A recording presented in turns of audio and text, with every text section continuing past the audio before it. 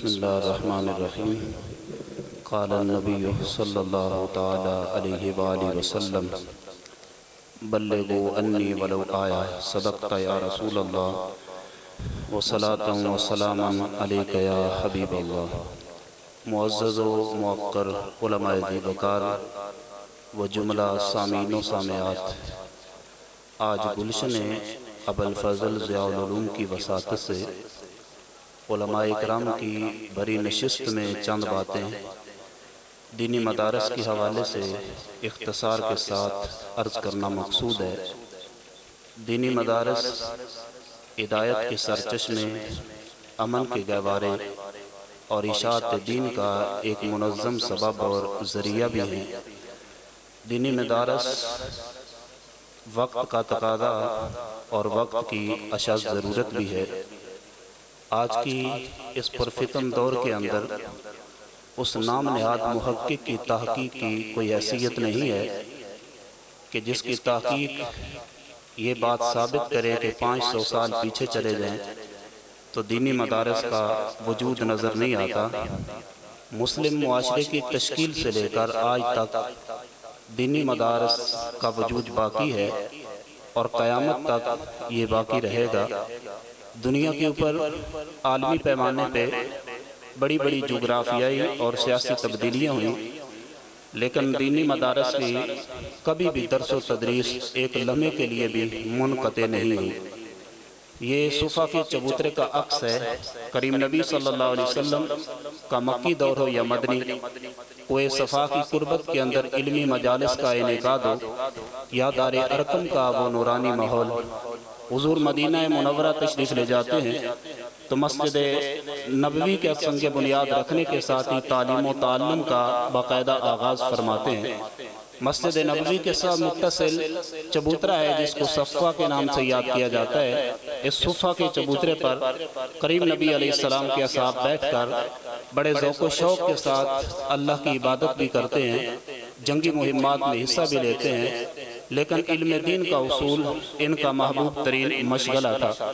یہ اس وقت کی بات ہے کہ جب طعام اور مشروب بھی وافر مقدار میں موجود نہیں ہے اور تنگ دستی اور محتاجی کا یہ عالم ہے۔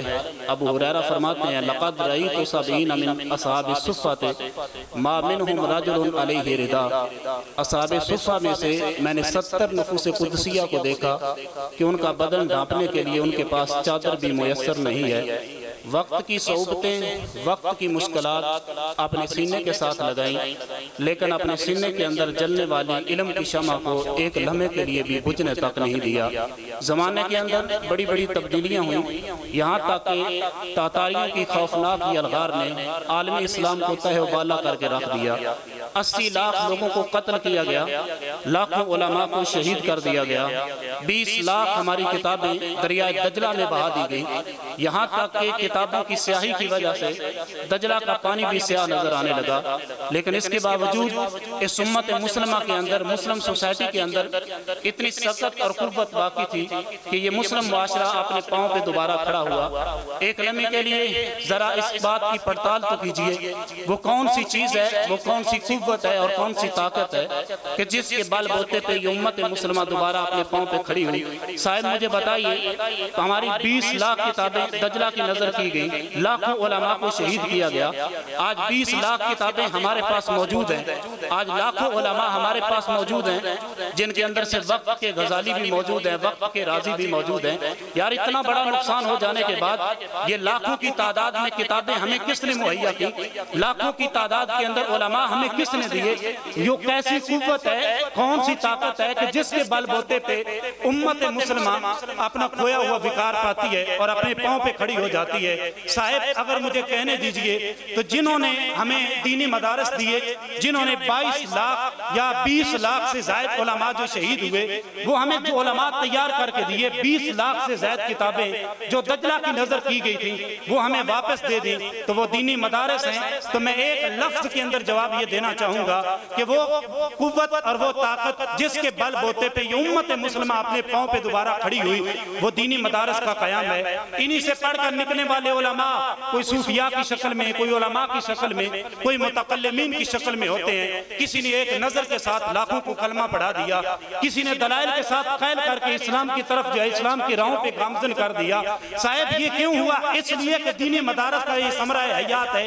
آج کھویا ہوا وقار امت مسلمہ کو کچھ نہ کچھ باقی مل گیا ہے۔ یہ امت مسلمہ کے بارے میں اور دینی مدارس کے وجود کے بارے میں اس تحقیق کی ضرورت نہیں ہے کہ جو تحقیق ان کے وجود کے ہی نفی کر دے۔ میرے کریم نبی صلی اللہ علیہ وسلم کی زندگی مبارک سے لے کر آج تک ان کا وجود باقی رہے اور ان کے وجود کی نفی علم دین سے ناآشنائی ہے، دین سے بیزاری ہے، دین سے دوری ہے۔ اور علامہ اقبال بھی اس کے بارے میں ارشاد فرماتے ہیں اللہ سے کرے دور تو تعلیم بھی فتنہ، جائیداد بھی املاک بھی جاگیر بھی فتنہ، نہ حق کے لیے اٹھے تو شمشیر بھی فتنہ، شمشیر ہی کیا نعرہ تکبیر بھی فتنہ۔ انہی مدارس سے پڑھنے والے علماء جب معاشرے میں پڑھ کر نکلتے ہیں تو وہی تاتاری جنہوں نے ہمارا لاکھوں کا نقصان کیا تھا وہ دائرہ اسلام کے اندر شامل ہو جاتے ہیں۔ اور ڈاکٹر اقبال بھی بول اٹھتے ہیں، کہتے ہیں ہے ایاں فتنہ تاتار کے افسانے سے، ہے ایاں فتنہ تاتار کے افسانے سے، پاسباں مل گئے کعبہ کو صنم کھانے سے۔ میں اپنی گفتگو کا اختتام اس ابوالفضل کے گلشن کو اور ان کے در و دیوار کو مخاطب کرتے ہوئے دعائیہ کلمات کے ساتھ کرنا چاہ رہا ہوں۔ وہ یہ ہے اے مرکز جاں اے محور دل، اے مرکز جاں اے محور دل، سلامت رہیں تیرے دیوار و در۔ السلام علیکم ورحمۃ اللہ وبرکاتہ۔